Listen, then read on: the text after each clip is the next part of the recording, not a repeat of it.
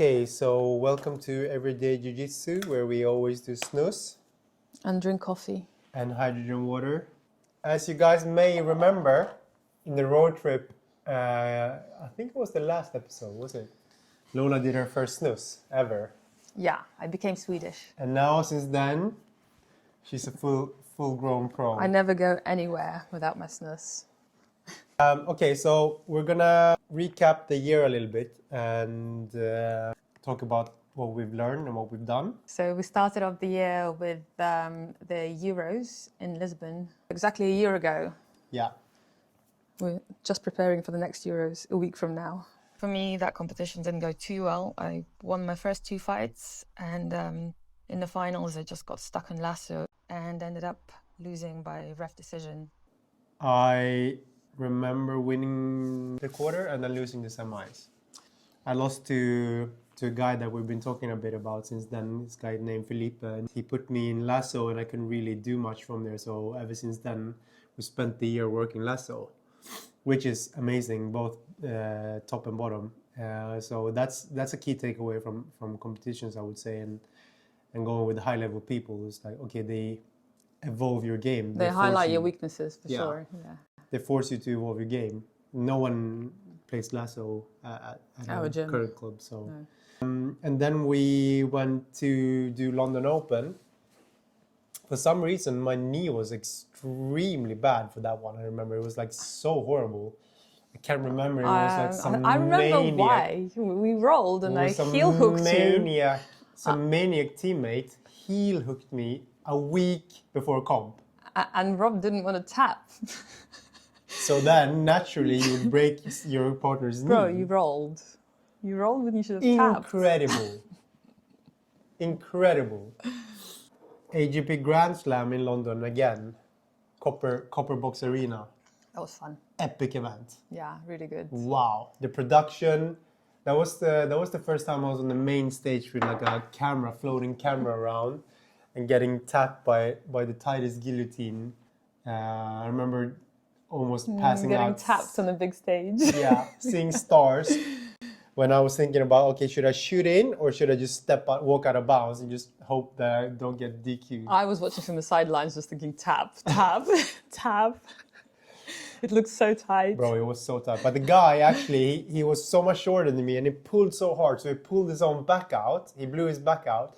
And then my neck was so bad. So I remember. Yeah, that leading on to the next comp, which was Barcelona. Yeah, Master Euros. That's why you didn't compete. And then I couldn't compete because my neck was still bad from that.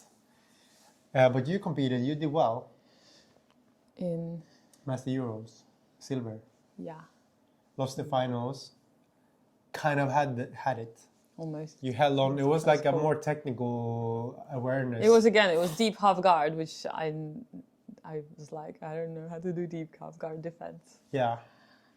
But if you would have let go of the submission, you would have gotten the advantage, right? I would have gotten the back points. Yeah. I got on the back, but I was still holding the kimura. Yeah. So that's like a technique, just stupid detail, yeah.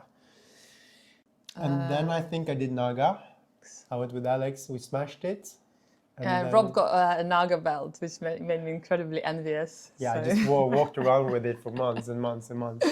So then I made it my mission to get one too. Yeah. So we went back to Germany again because Lola wouldn't stop going about it. I'm like, bro, I already done that. But he's just like, I want that belt. So we went there and you got that. Mm-hmm. I got a silver. I was extremely disappointed. I lost in the finals ref decision. That was bad. That was a bad one. I don't like that one. We also went to Japan for Asian Championship, one of the biggest comps in the world. I had 3 fights. I won the first 2 by submission. I can't remember how fast. It was not like record speed, but it was kind of fast. I got 2 golds, which was nice. I was happy about that. But I know that for a fact that we managed to reach the goal of a podium each comp we did, all of 2025. Yeah. And we did, I don't think we did like any small local comps except London Open.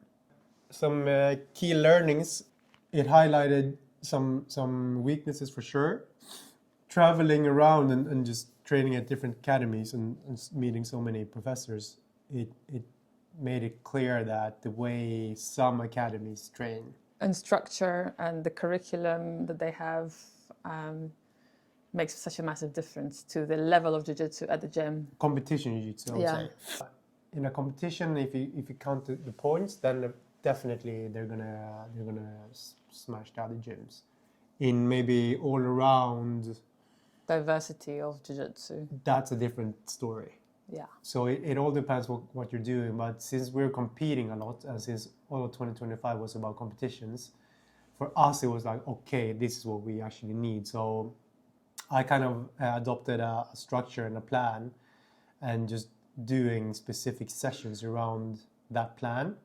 And I feel that my game from that has just developed so much more. Not necessarily that I'm that much better, but that I'm way more aware and that I know what I want to do and where I want to go. So I think that's a really good takeaway. And we should also give a little shout out to the checkmats that we've been to. Nexus is not really checkmat. So Dara and Max from Stark, and Dara and Gabriela from Nexus Alicante, and also AC actually in Alicante. But they're all extremely competition centered and focused. And Yeah. I mean, Dara was saying that from the very start, he teaches everything. All of the classes are structured around competition jiu-jitsu. So you think about position, you think about points, you think about like winning a competition when you train. A white belt. Yeah. Like beginner's class, that's how it starts. I think we also kind of want more frequency rather than going for the big grand slams. We did a year now with only big comps. Yeah, so I think this year we're going to focus on doing more local comps, but higher frequency. So it's more like data collection, seeing what works and what doesn't. Try funky stuff and just have fun differently than, okay, now it's a grand slam, we got to get the points, la la la la. Yeah, and then you just get used to it as well. So competition is not a thing anymore. It's just like, okay, it's something we do. Yeah. We decided to change the direction of the channel to make it more about everyday training moments. Progress, thoughts, teaching.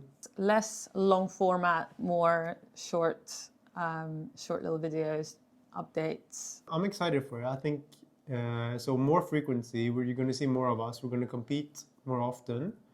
Our next competition is in a week. Our next comp is in a week. It's not a small one, it's Euros. But however, we are facing some injuries. Dun, dun, dun. Yeah, I was also thinking that. So Rob's got an injured rib. Yeah, I got an injured rib. But other than that, feeling very good. I have a brand new knee injury. I was in Thailand over Christmas and I went to This is actually good, guys. So Lola tells me she trains. I went to Thailand over Christmas and I found a local gym. I've heard good things about it, so I decided to try it out. So I went to a class. Which is good. I went to a class and my first roll is a 105 kilo white belt from Switzerland. I rolled and I heard a pop mid-roll, but it didn't really hurt, so I just carried on. So yeah, and then you didn't think about it? No, I didn't think about it. I maybe had like 3 or 4 more rounds. And then I'd already booked 10 sessions, 10 private sessions with the professor at the gym in Thailand. So I thought, okay, well, it's safe for me to train one-to-one with the professor. And I say you should rest. We have a big comp coming up. Rest, right? And then she keeps going, and every day we're talking, and she shows me the knee just... and I can't understand. Like, for me, it's so hard to, like, why do you keep doing it? Because the goal is the comp. The goal is the comp. Anyhow, she flew back to Spain. Yeah, and I had an MRI, and today I went to see a knee specialist. A massive meniscus tear and an MCL tear. Yeah, so basically Lola is now struggling with making the decision. No, so you really shouldn't, but... Anyhow, I am going to Lisbon, so it's going to be one of those things where I just decide on the day. I think she's going to compete. It's a mystery. No, it's not. It's really not a mystery. So I guess the next episode is going to be a little summary from Lisbon, an update on Lola's knee. And then we're keen to get going in the new format. Yeah. As you also may have noticed, we changed the name to Everyday Jiu-Jitsu. Because it's all about everyday jiu-jitsu now. That's what it's about.